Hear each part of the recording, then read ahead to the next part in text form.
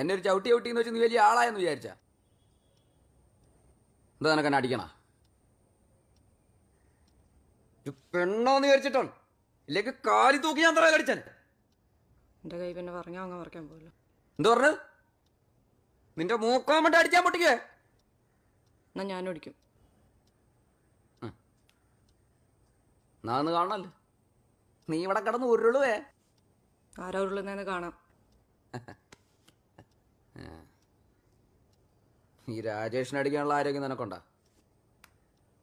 എന്നാ ഒന്ന് കാണണമല്ലോ. അടിയടി തന്നെ. എന്നെ അടി. എന്നടി? ആദ്യം എന്നെ അടിക്ക്. എന്നടി? എന്നെ അടിക്കുന്നേ.